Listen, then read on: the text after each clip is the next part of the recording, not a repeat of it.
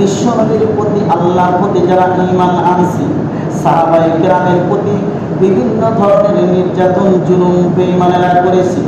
বিভিন্ন সাহাবী মক্কা মুআজ্জামা থেকে আগে মদিনায় হিজরত করেছে। আবু বকর বিশ্বনবীকে বলতেছেন, নবীজি আমাকে যদি আপনি অনুমতি দেন আমি মদিনায় চলে যাব। বিশ্বনবী মুহাম্মদ সাল্লাল্লাহু আলাইহি ওয়াসাল্লাম আবু বকরকে বলছে, আবু বকর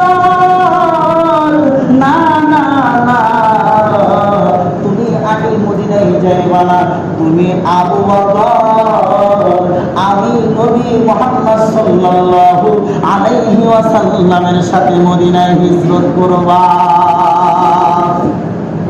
বন্ধুগণ, আবু বকর সিদ্দিক নবীজি কোন সময় এসে আমাকে ডাক দেয়, কোন সময় রাতে আসে না দিনে আসে, রাতের কোন অংশে আসে বলা তো যায় না। আবু বকর সিদ্দিক যেদিন থেকে নবী আমার বলছেন, আবু বকর তোমার সাথে আমার হিজরত হবে মক্কা থেকে মুআজ্জামায়, যখন থেকে আবু বকর শুনছে গো, আবু বকরের তখন থেকে বিছানায় কখনো পিঠ লাগায় না। সুবহানাল্লাহ বলেন।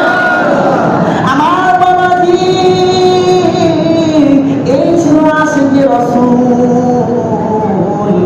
মুহাম্মদুর রাসূলুল্লাহ সাল্লাল্লাহু আলাইহি ওয়াসাল্লাম।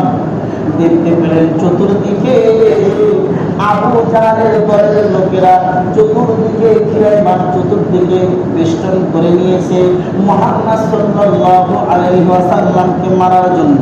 নবীকে আমার আল্লাহ বলে দিলেন, আপনি সূরাতুল ইয়াসিনের একটা আয়াত আছে, ওই আয়াতটা তেলাওয়াত করেন।